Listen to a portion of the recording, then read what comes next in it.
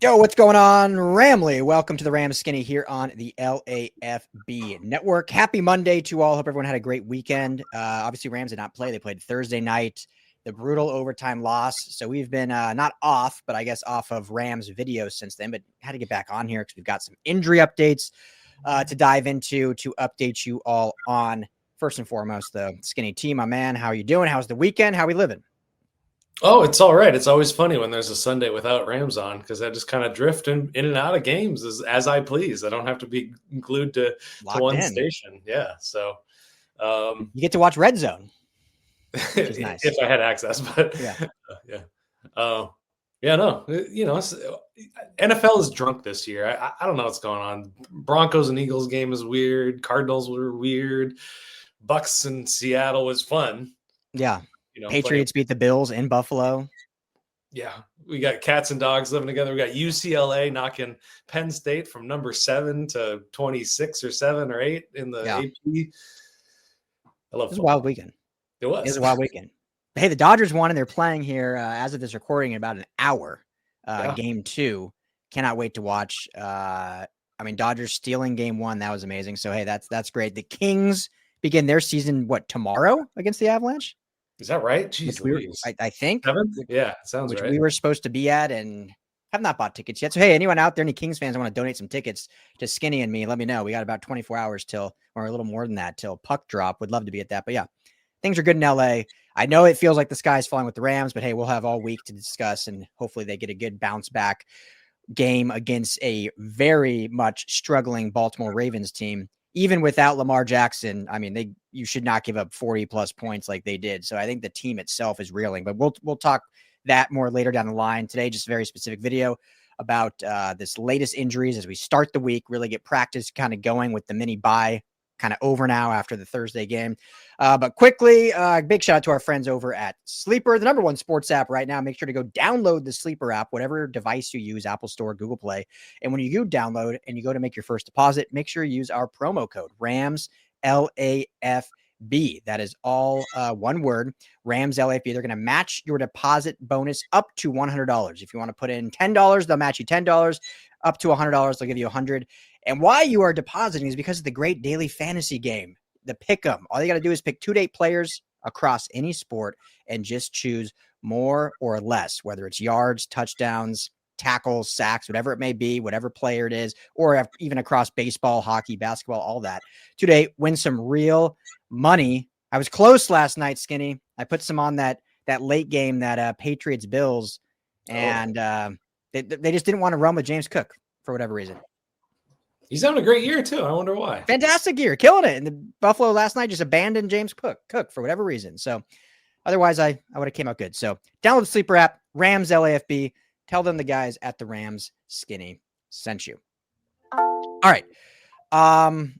So injuries. I'll let you kind of roll down them as we start this week off. You have an article out on LAFBnetwork.com. Make sure, family, you all check out the website.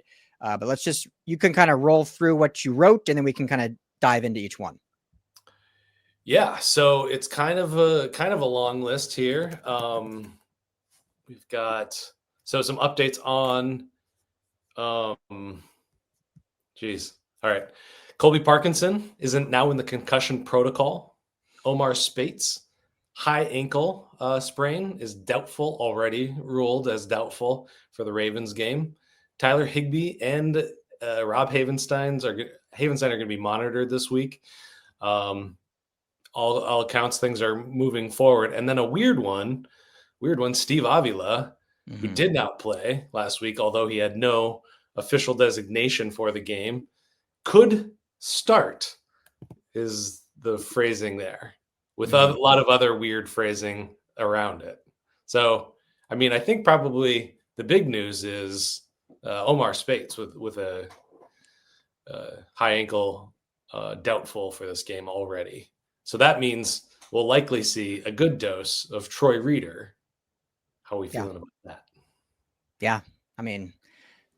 Everyone should know our thoughts from the preseason, and, love Troy Reeder's story. Love how he's made this team and whatever, but I think we all believed he was, kind of not a top tier linebacker on this team. The Rams love him. Obviously So we should see him. I wonder if we'll see a little bit of Sean Dolak if he gets called up for this game. I would assume so, needing that third linebacker on the roster if Spates isn't able to go. But, they need a spark on this defense after what we saw last week. I don't know if Troy Reader is going to be that spark. We saw him a little bit too in action. And usually when he was out there, good things did not necessarily happen. Yeah. The amount of missed tackles jumped dramatically in this last game. The amount of yak that was put up went up dramatically against the 49ers. So I think you're absolutely right about that. And in terms of the Dolak of it all, Troy Reader played a lot of snaps on for special teams. So I think that's where we'll see Sean Dolak slotting in so that Troy Reader doesn't have to play 100% and 100% for both special teams and defense. Yeah. But less than ideal, he's had a good run these last 2 seasons so far. But we were talking about Omarion Hampton and how 1 or 2 injuries. Omarion Hampton in Chargers news is going on to the IR after a high ankle sprain. How that can really affect a season. You just look at the Chargers right now. They're going through it with offensive line injuries and injuries here and there. And there you go. I mean, we got one. The Rams are a very healthy team.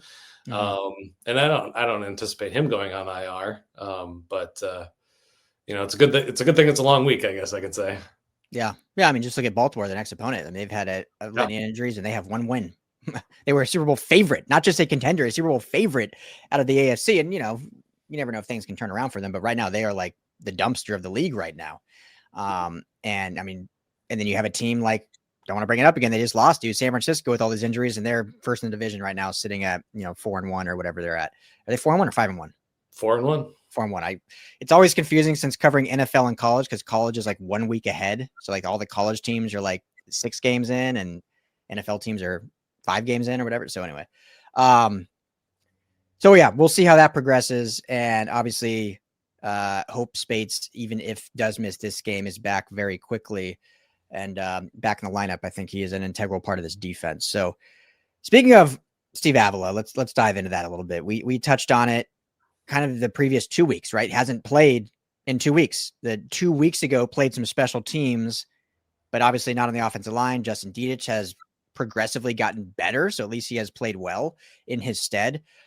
But the whole situation is so weird to me. And I've said before, I don't want to make this a big deal, but I'm going to make this a big deal now. Like that, now we're at the point of like, what is really going on? Because again, and some of the language here is, maybe just reading between the lines, which I don't know if we should be doing, but after the game, and I don't know what we're here for. Yeah, that's what we're here for, right? After the game, I can't remember if it was Thursday night directly or on Friday, and I don't have the quote in front of me. So if you do, correct me. If not, I'm paraphrasing. But McVay asked about Avila, and it essentially kind of said like, yeah, he's practiced, hasn't felt totally great, but he'll have the opportunity to earn his job back. Because I think he was kind of asked like, is Justin Dedich beating him out or what? Like, just because I think other people are wondering too, like what's going on.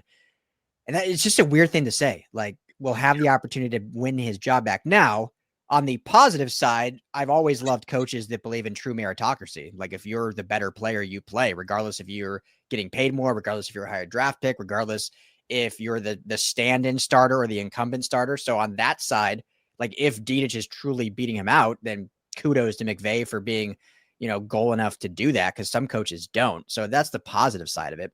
But the weird spin is like, if it was actually injury related, he wouldn't even have to answer any questions. Just put him questionable as the game designation with the ankle injury. We know he's battling an ankle injury, so that's not like anything made up. But when you take away the designation, you have a full week of practice now, 2 weeks in a row, and you're not designated anything, not even just probable, nothing. Then it raises these questions like, so is he truly lost his job to Dedich? It just, I don't get it. Yeah, I don't think he's lost his job, but I think Sean McVay is a pretty honest broker. Yeah. He doesn't.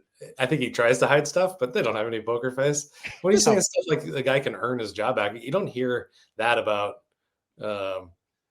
Spates. Well, maybe if Troy Reader plays out of his mind, he'll earn a starting spot. But you don't hear that. You won't hear that about Puka Nacua ever. And Stu Jackson, the team reporter, he posted another quote that, that yours came from a couple of days ago. This one came from today, I think. Today. Yeah, it was from today. He says, if he practices and plays the way I believe he's capable of, then yes, asking if he's going to be able to start. The guy's not injured. If you're on special teams, if you're playing, if you're suited up, I mean, yeah. And he came back into that game. So apparently, he maybe got hurt, but he was benched. Because he came back into that game once Kevin Dotson went out. I think that was week 2, or maybe week 1. Anyway, the guy's not hurt. Yeah. This is about, are you a good enough player to beat out Justin Dedich at left guard, former undrafted free agent fight on USC? You can't talk me into it. Maybe he's dealing with an ankle thing, but if you're playing special teams, yeah, it's ridiculous.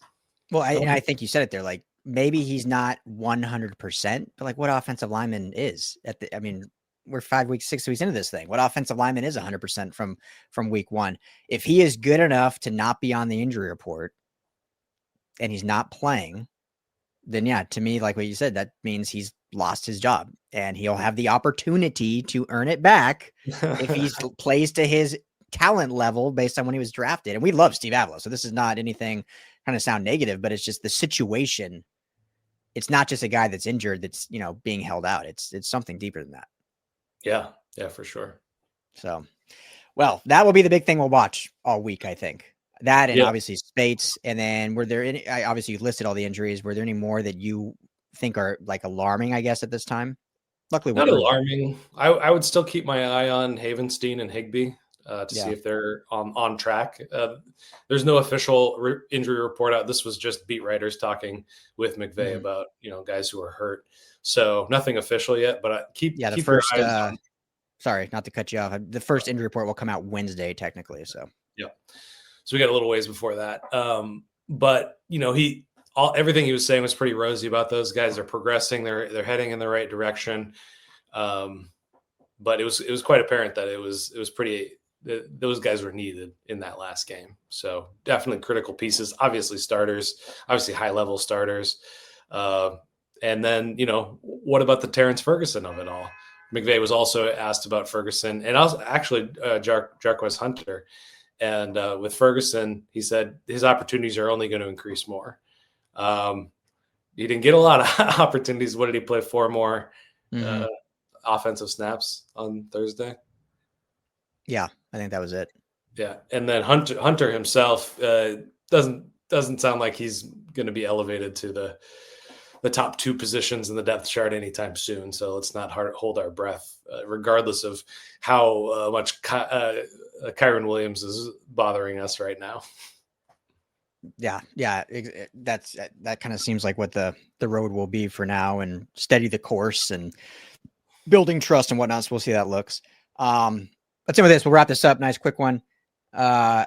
So with Baltimore, and again, we'll talk all week with previews, so we won't have to dive deep into this at all, but just, from Monday chatter and fodder, Lamar Jackson right now, last report I saw from just earlier today is that he's trending towards being in a better spot.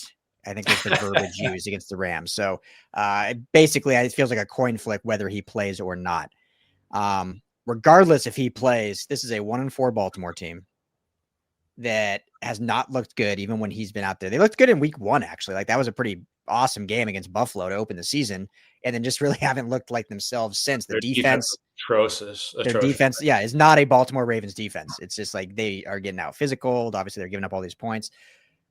So the season's early, and Sean McVay's on, if I'm being completely honest, and it shouldn't be, but Sean McVay's job will never be at question. He will never be on a hot seat unless things go crazy in the next 3 years. He's got a contract, I think, for life if he wants it. So we're not saying that. But does this feel, sitting at 3-2, does this feel like a must win against a tattered Ravens team? If you fall to 3-3 and the 2 games you lose back to back are against injury riddled teams starting backups, that is a bad look in a league that is all full of narratives. So you don't have to go deep, but does this feel like a must win, even though it's only the 6th game of the season? It kind of feels like a loser goes home, like WWE wrestling match, basically. Now it's really not, because there's plenty of season left in there, but Baltimore's going to be playing with a lot of desperation too. Yeah, but, and they're at home. Yeah, but I have to say that, those young defensive guys who play with the hair on fire, this is your time to respond. Yeah, Kyren Williams, this is your time to respond. We're not putting it on the ground anymore. In a lot of ways, I think this is a good game for Sean McVay to respond as well. I don't think it was his best called game against the 49ers. So who's feeling more desperate right now? I think both, but I think the Rams have a bit more behind, a bit more talent behind what they want to do. So, I mean, regardless how they look Thursday, the Rams are far and away right now the better football team. Like, they should win this handily. It's just a matter of, will they put together a full 60 minutes?